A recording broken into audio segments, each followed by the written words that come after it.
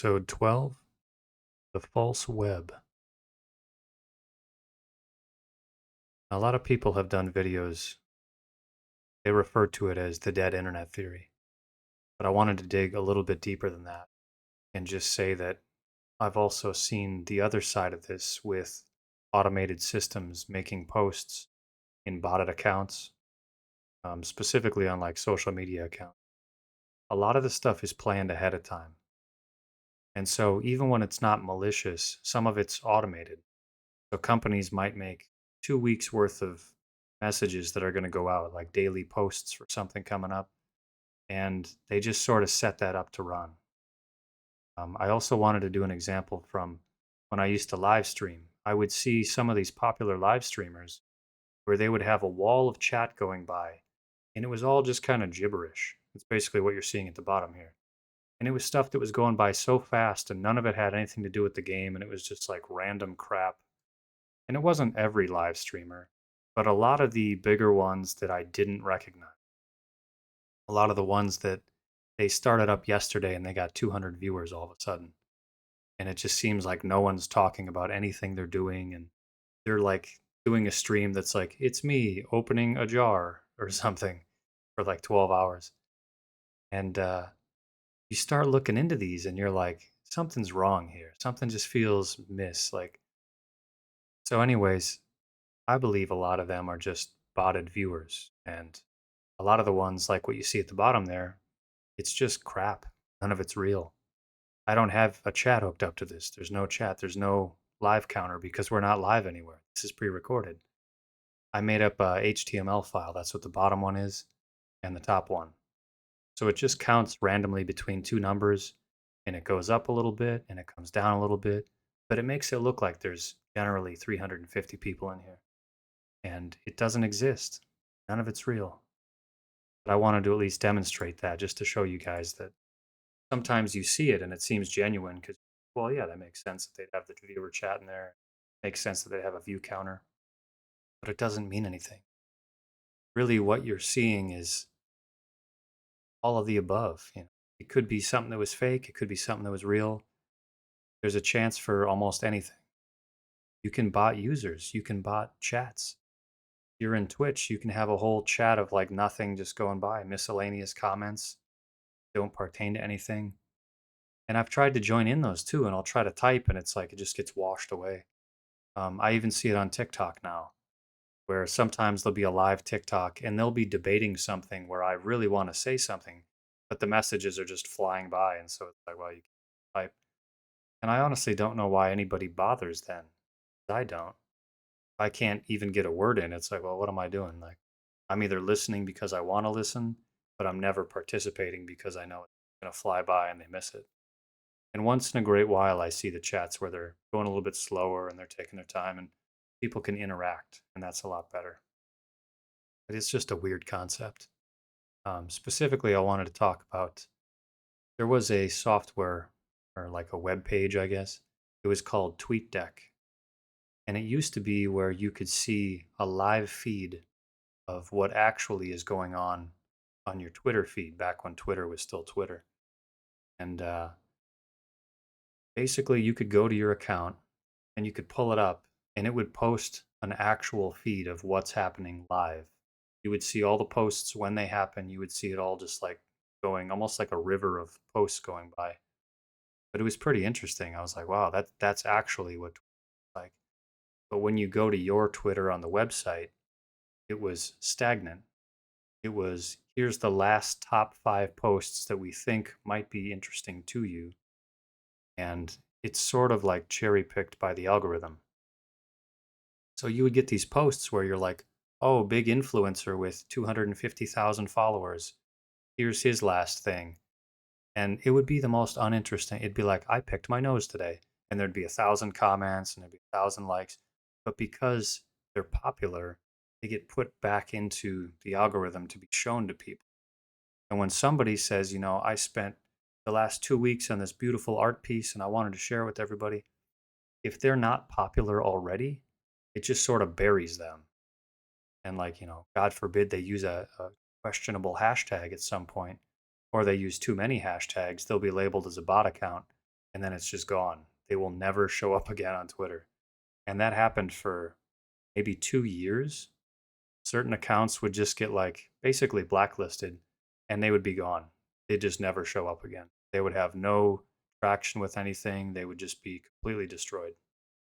And back in the day, like before this, I was helping with business marketing. I actually oversaw maybe somewhere around 50 accounts, and different companies would have other fake accounts that they would want to interact with their main account.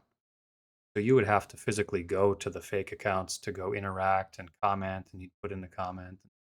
So you'd be pretending to be these fake 50 accounts, and you'd be interacting with yourself, and like everything would be just you. You repost, and other people follow you on the other fake accounts.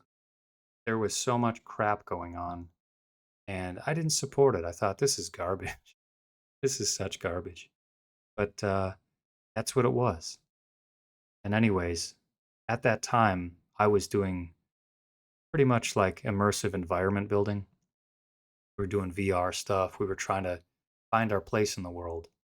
And we would post stuff that took us a month to work on. And it was this amazing 3D world that we developed everything in, all the assets, all hand built.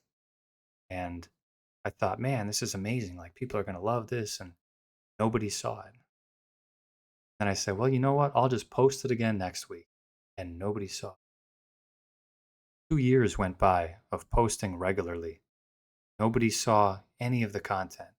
I mean, like 2 views on some of these like amazing 3D art pieces that I made a video of. And I put it in there. I try to put like maybe 2 hashtags and try to keep it very on point of what we're doing and what our message is. And then I found out that there's certain things that'll punish you, like putting a link. You put a link to the world where it was. We actually hosted them in VR chat a lot of times. Um, People would just not be able to see it because there was a link in there. So we would get punished, and the algorithm would say, this is link spamming or whatever. And I found out later that one of the techniques was that you should be putting the link as the first comment. If you really want to overdo it, you could put the link as the first comment from another account, so you're even safer. But it's so ridiculous that you should have to go way out of your way to do stuff like that, knowing very well that there's entire companies whose feed is just like boosted and everything is boosted. It's fake. The comments are fake. The interactions are fake, just to get them going enough so that way they can get real traction. And so it really just turned into a money game. And the same thing happened with TikTok. You can pay money to get views on your videos, and you get 10,000 views on a video, but it doesn't translate to anything. You're not getting followers from that. You're not getting anything. It's like it's just one of those videos that people scroll past when they're scrolling. Uh, it's weird. I don't know. It's weird. The whole thing. I think if you do it enough, like if you're doing memes or something, you can kind of build on that. And that makes sense that eventually you'll gain some traction and popularity. But it's the entertainment stuff. It's people will look at it just as long as it's funny, just for a little bit. They'll follow if it's regularly funny and they think, oh, that's the one. But if it's something like educational, God forbid, something where you're, uh, I don't know, informing people, like you are screwed. I did a marketing channel this one time. I called it dark marketing, and I went into malicious marketing tactics that businesses would use, like how they would sometimes embed metadata for other businesses inside their pictures.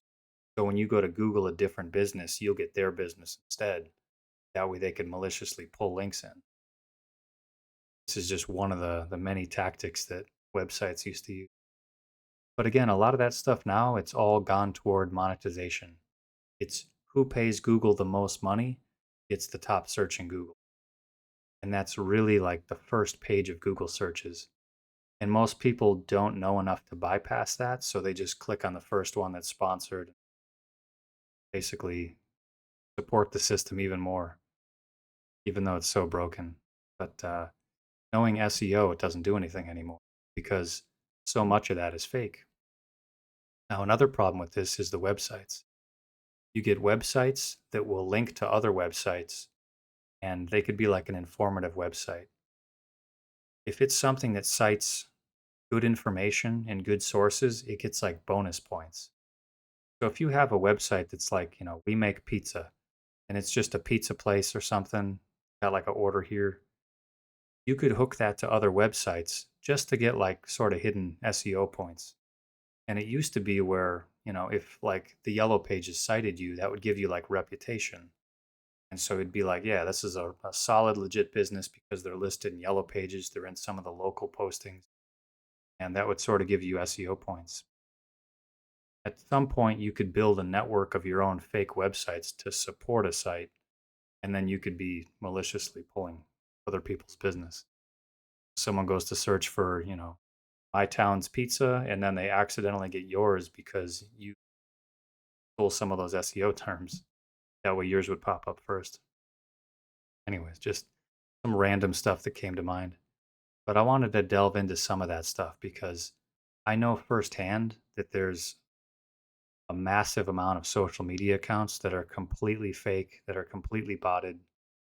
I don't even know how many there are nowadays. Like maybe I say like 3, 4 years ago, maybe longer than that, maybe about 6 years ago.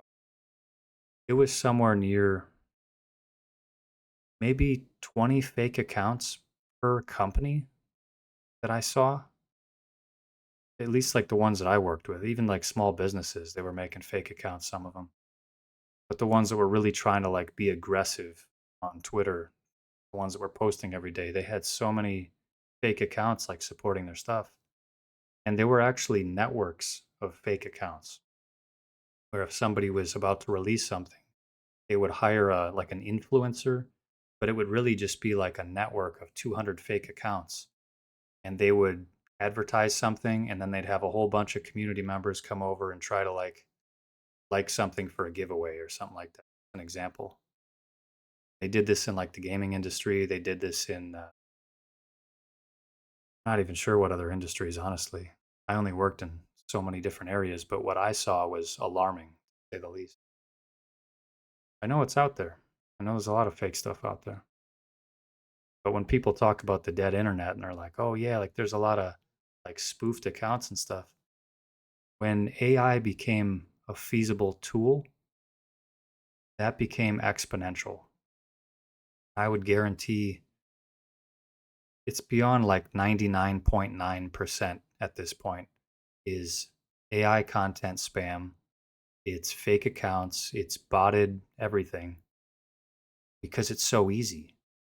And if somebody can do something easily, they will do it. If somebody can become more popular by doing something easy, they're always going to go that route. And if there's a couple of genuine people that are really trying to be real about it, I mean, like specifically how I'm building this YouTube channel, it gets buried. It gets buried in the algorithm. I can go through my videos right now and I'm looking at it and I'm getting like 1 view, 4 views.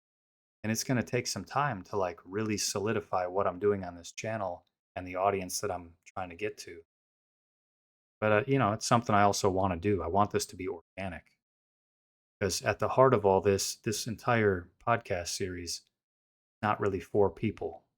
It's for AIs to look at some point. Like I said in the very first episode, I want to leave this as like a marker for where we were before AI took over, before everything got botted, before everything was fake. And yeah, this channel is going to be that checkpoint where we were before AI took over.